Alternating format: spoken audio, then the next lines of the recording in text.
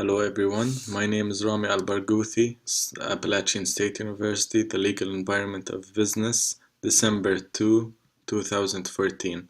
And in this presentation I am going to discuss one of the biggest acts of regulation involving business ethics, the Sarbanes-Oxley Act of 2002. Let's start at the beginning. In late 2001, people began to notice some accounting irregularities with a large publicly traded company. The company had a national reputation for consistency in both good times and bad times, so it was considered a blue-chip stock. The name of this company was Enron. Within weeks, the stock went from over a $90 a share to being nearly worthless. This occurred because the management team tried to cover up losses from previous years by alternative financial statements. The deception that occurred gave the public a reality check, and investors started taking a look into the financial records of other large corporations. Unethical practices were also found at WorldCom, Global Crossing, and Arthur Andersen, in addition to other companies. The combination of these events created an opportunity to enact a change. This change happened on July 30, 2002, with the Sarbanes-Oxley Act.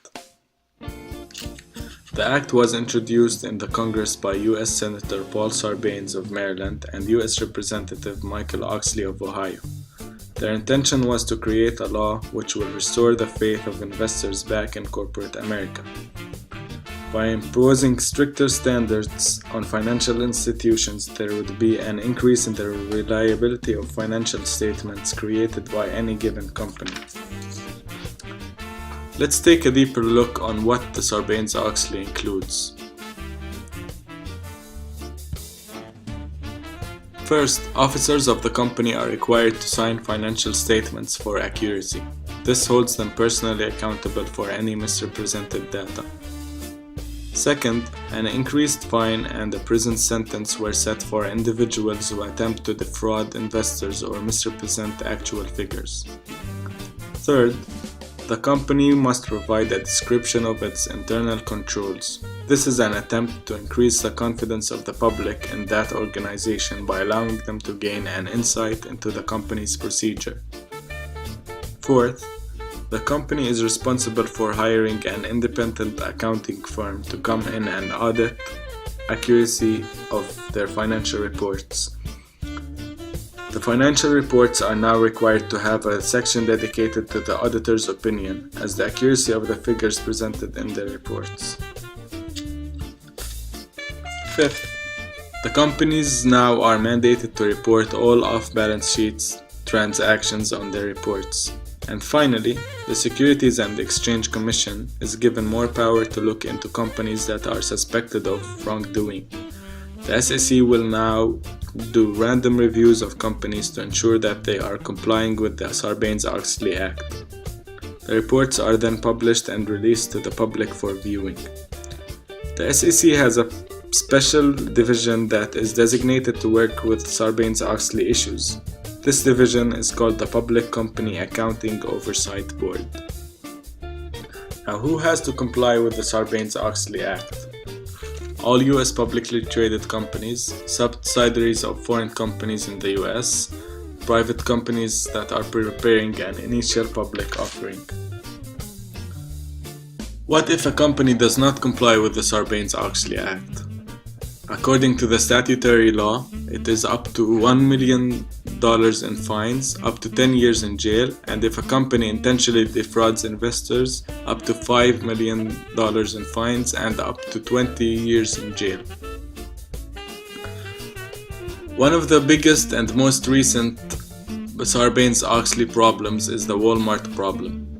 2 years ago, we heard about Walmart's alleged cover-up of $24 million in Mexican bribes. Sarbanes-Oxley Act is intended to prevent exactly the kind of cover-up Walmart allegedly engaged in, according to the Times report, of course. The Sarbanes-Oxley Act imposed gatekeeper duties on corporate lawyers, who are supposed to report material violations of the securities laws up the chain of command all the way to the audit committee of the board, if necessary. Sarbanes-Oxley also requires corporations and their auditors to report on the company's internal controls for financial reporting and requires the executives certify the material accuracy of financial reports. Walmart's first line of defense to Sarbanes-Oxley allegations will be to argue that the alleged Mexican bribery was not material, so it didn't have to be disclosed. Back in 2005 and 2006, as the company was investigating the allegations, there was no Justice Department or SEC case to report shareholders, and the company's final report concluded there was no bribery.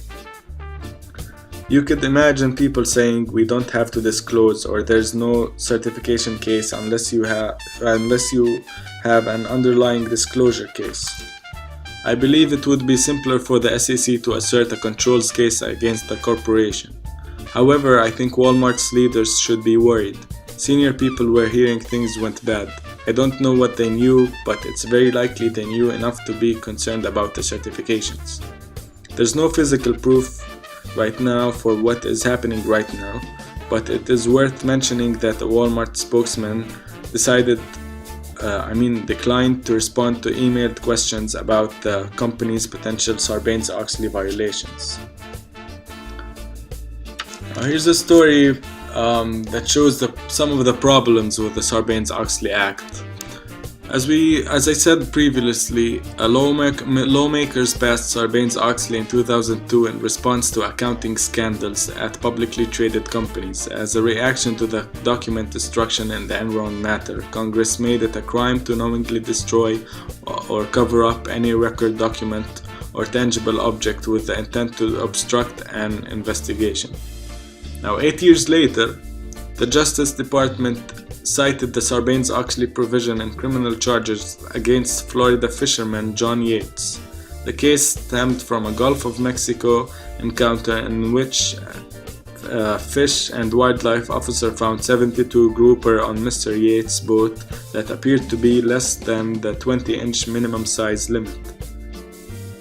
He issued the fisherman a civil citation and ordered Mr. Yates to bring the fish back to port. Instead, Mr. Yates told his crew to throw the fish overboard and replace them with bigger fish that met the size rules, prosecutors alleged. A jury convicted Mr. Yates for a Sarbanes-Oxley to prevent its seizure by federal authorities.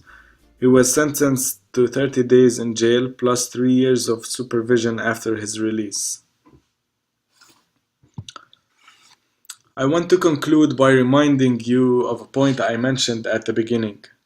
The objective of the Sarbanes-Oxley Act is to restore confidence in financial reporting.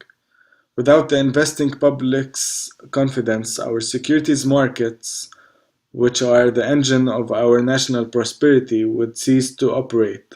The ultimate test of the Sarbanes-Oxley Act and those charged with implementing is whether we succeed in maintaining the public's confidence in the integrity and transparency of those markets. Thank you for listening, and I will list the references in the last slide.